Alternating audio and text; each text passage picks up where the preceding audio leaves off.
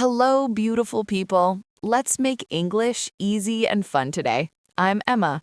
And I am Jack. Great to have you here with us today.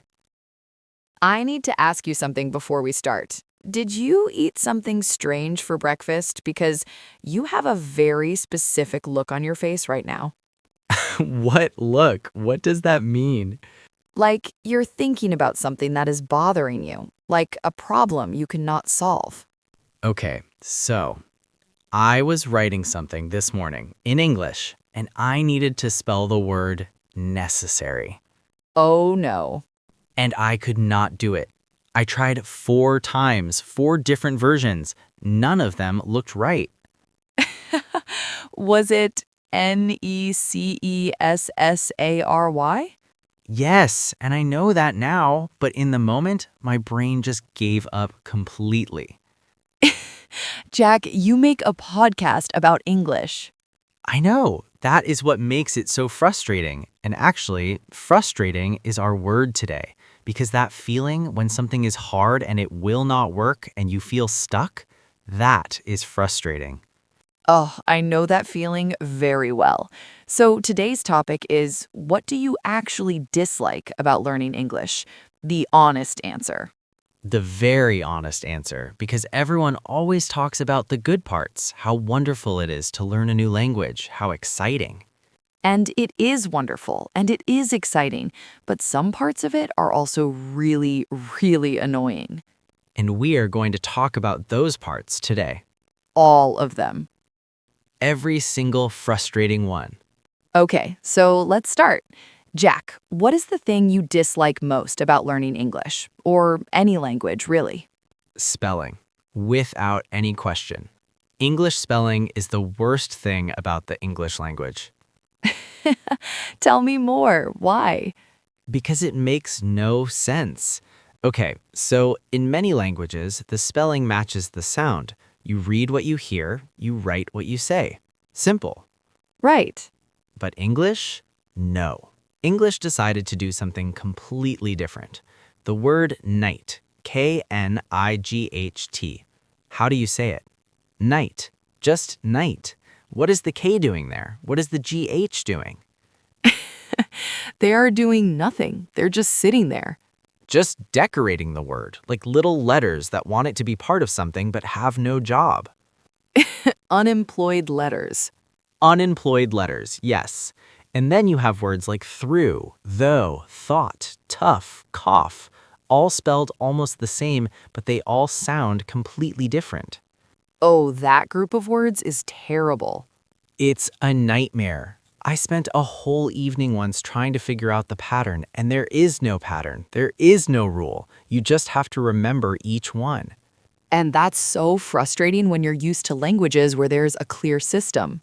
Exactly. Give me a system. Give me a rule. I can follow rules, but English spelling is just history.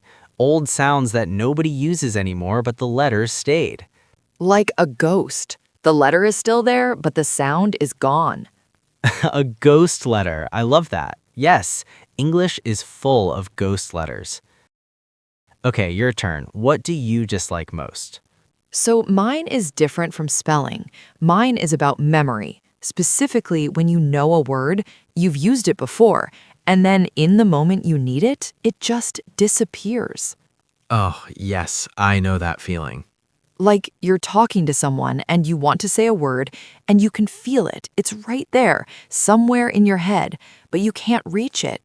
And the more you try to reach it, the further away it goes. Exactly. And then you end up using a much simpler word or you describe the thing instead of saying the word. Like, you know, that thing, the thing you use when you want to open A key? a key. Yes, I forget the word key sometimes. Me, Emma, who speaks English every day. The word key. It's so frustrating, and it always happens at the worst moment, when you want to sound good, when it matters. Never when you're alone at home. Never when you're just talking to yourself, always in front of other people, always when someone is waiting for you to finish the sentence. Your brain does it on purpose, I think. I think so too. My brain is not always on my side. That's a very relatable problem because I do the same thing. I know a word in one language, but then I try to say it in English and nothing. White wall. White wall. Yes, that's exactly what it feels like. Okay, can I tell a story about this? Because I have a really good one. Please, yes.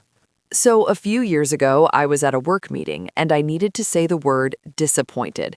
You know, when something didn't go the way you wanted and you feel sad about it. Right, disappointed. That's a good word. It is a good word, and I knew that word. I had used it many times. But in that meeting, gone, completely gone. I could not remember it. What did you do? I said, I feel not happy about this result. Not happy, like a 5-year-old child. Not happy.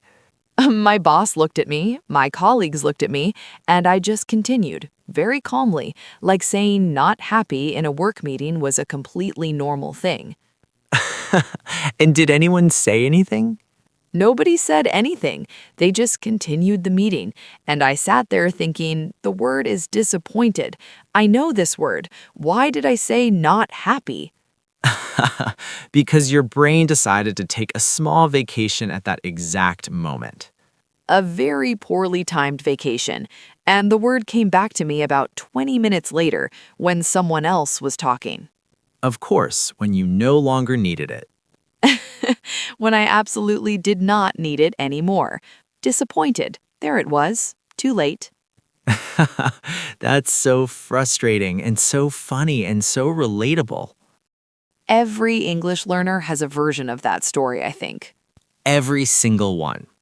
Okay, I have another one, and this one is about listening, which we talked about in a previous episode, but this is a specific thing that really bothers me. What is it? Accents. The fact that English sounds completely different depending on who's speaking. Oh, yes, that's a real problem. So you study English, you get used to one way of speaking, maybe American English or maybe British English, and then you hear someone from Scotland or someone from Australia or someone from the south of the United States. And it sounds like a completely different language. It almost is. I remember the first time I watched a show with Scottish actors, no subtitles, and I understood maybe 30%. 30% is actually pretty good for Scottish. Is it? Because I felt terrible. I thought I've been studying English for years. How am I not understanding this? What show was it? It doesn't matter. What matters is that I had to turn on subtitles, English subtitles, for an English show. That's a very specific kind of frustrating. Very specific. And it made me feel like I hadn't learned anything, like all my work was gone and I was back at the beginning. But that's not true. It's just a different accent, a very strong one. I know that now, but in that moment, I felt terrible and a little embarrassed, even though I was alone in my apartment watching TV. Embarrassed in front of your television.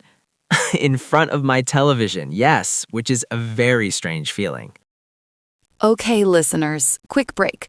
If you are enjoying this episode, please share it with someone who is learning English and needs to hear that the frustrating parts are completely normal. And subscribe if you have not done that yet. It really helps us keep going. Okay, I want to talk about one more thing that I dislike, and this one I feel strongly about. What is it? Irregular verbs.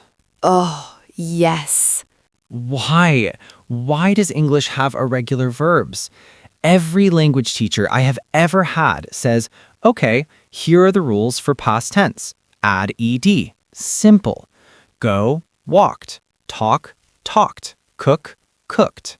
Beautiful. A clear system. And then they say, but these verbs do not follow the rule. And then they give you a list, a very long list. I remember that list. Go, went, come, came, buy, bought, teach, taught. Catch, caught. Think, thought. Fight, fought. Bring, brought. Why are there so many verbs that end in ought and ought? I have no idea, and they all sound the same, but they come from completely different words.